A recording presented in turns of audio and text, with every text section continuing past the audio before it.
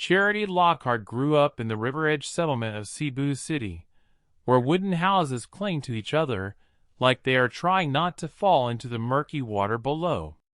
The mornings there begin before sunrise, when the air still holds the night's cool breath, and the roosters echo between the tin rooftops. Charity's mother sells dried fish at a small market stall, her fingers always smelling of salt and sea breeze. Her younger brother wakes early to collect plastic bottles from the streets and riverbanks, exchanging them for a few coins each day. Life in their household has always been a careful balance of hope and struggle. There was never quite enough money, but there was always music. Music was the one thing that felt like it could lift them above the cracked pavement and sudden floods. From a young age, Charity learned to sing while sitting on the concrete steps of their church, where she would watch other children play, her voice floating out softly like a story told to the wind. She didn't have vocal lessons, microphones, or shiny stage outfits. Her stage was wherever she stood. She sang while helping her mother spread fish along nets to dry. She sang while washing clothes by hand in a blue basin. She sang when her little brother cried at night because the rain sounded too much like the river rising. Her voice became their comfort, a quiet reminder that even when life pressed down, there was still something beautiful living inside them. When a local volunteer heard her singing at a charity event and filmed her on an old phone, that video traveled farther than anyone expected. A small performing arts foundation in Ireland saw it and reached out with an impossible invitation: Ireland's Got Talent. The day Charity learned she would travel, her mother sat down on an empty rice sack and cried, the tears running slow and stunned, as if her heart couldn't decide if the moment was real. They had to borrow clothes from neighbors to pack her bag. The neighborhood gathered on the morning she left, offering prayers, blessings, and laughter that tried to disguise fear. Charity had never left Cebu, never even flown on a plane. Yet she stepped forward, tiny in stature but full of something strong that did not shake. When she finally walked onto the stage in Ireland, everything felt too big. The lights were bright enough to erase shadows. The audience loomed like an ocean of unknown faces. The judges sat like statues of authority, unmoving, watching, deciding. Charity's clothes were simple, a faded dress that had been carefully ironed the night before. She did not sparkle the way some contestants did, but her eyes carried a quiet fire. She stood there, small but unbroken, and for a moment the stage did not swallow her. The world simply held its breath, waiting to hear what lived inside her. The music began with a single gentle piano chord, soft enough that it felt like someone had opened a window to let a memory drift in. Charity stood perfectly still in the center of the stage, her hands held together in front of her, as if she were holding something delicate inside them. The microphone seemed too large for her voice almost too tender for such a grand room. But when she began to sing the first line of Golden Slumbers, the sound was not small.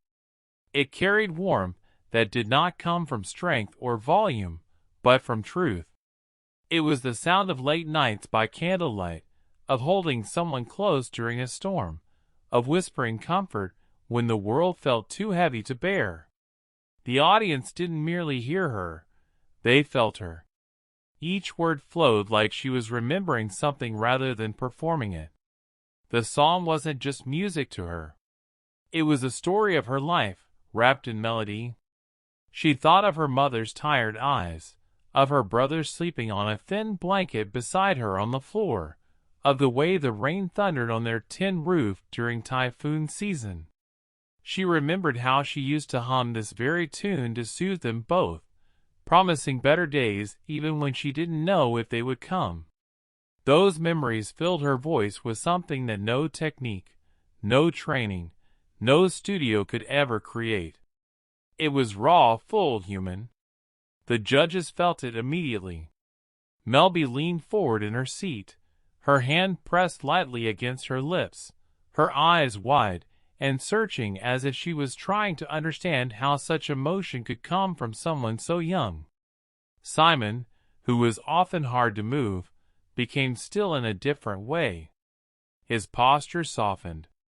His usual analytical gaze shifted to something more vulnerable, something touched. A quiet spread across the audience, not just silence but stillness, the kind that only appears when every person is holding the same feeling at once. As Charity reached the middle of the song, her voice thinned almost to a whisper, and for a heartbeat the room felt like it might break. It was the kind of silence that carried weight, like the pause between lightning and thunder.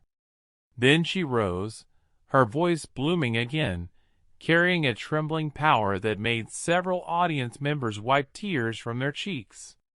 The lighting cast her in a glow that made her look not like a contestant, but like a young soul offering up everything she had ever carried inside her. When the final note floated into the air, she did not lower her eyes or look away. She held still, breathing softly, her chest rising and falling with a quiet exhaustion. She had not just sung. She had given. The stage did not feel big anymore. It felt like it belonged to her. And every heart in that room understood it. For one long moment after the final note faded, there was no sound at all. The audience sat suspended, as if afraid that clapping too quickly would break something fragile and sacred that still lingered in the air.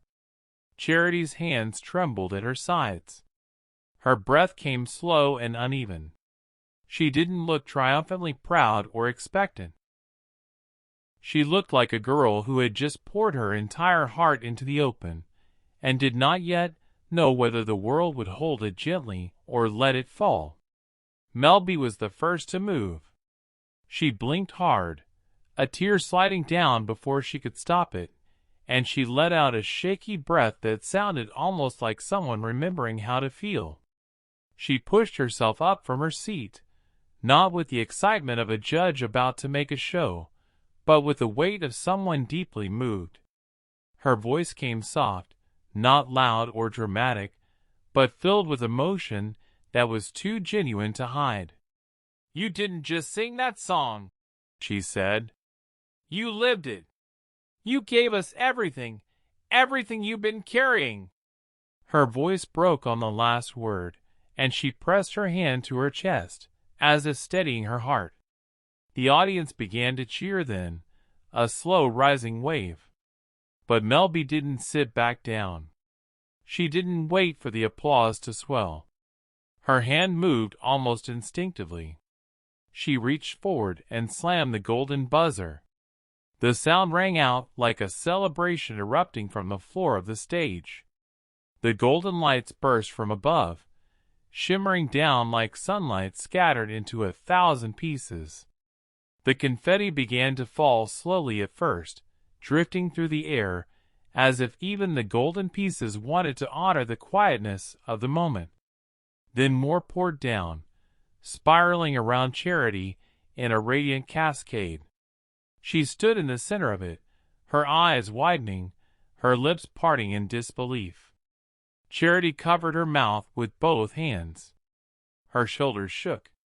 Tears came in uneven bursts, the kind that come when joy is too large to hold. The confetti stuck to her hair, her lashes, her dress. She looked like someone being crowned by the sky. Behind her, from backstage, her mother stepped out. She had been watching from the wings, clutching the edge of the curtain so tightly her knuckles had gone white. When the golden buzzer sounded, her legs seemed to give, and she sank to her knees, overwhelmed by a gratitude so deep it did not need words. For a moment, she simply knelt, hands over her face, crying the kind of tears that carry years of exhaustion and hope. Mel B crossed the stage, walking toward Charity with steady steps. She wrapped her arms around her, holding the girl close, whispering something only Charity could hear. Something gentle. Something real. Simon looked down, blinking quickly, hiding the wetness in his eyes, with a practiced nod. But everyone saw. Everyone knew. A girl from the river banks of Cebu stood on an international stage, covered in gold. And in that moment, the world remembered how powerful a voice can be when it comes from the heart.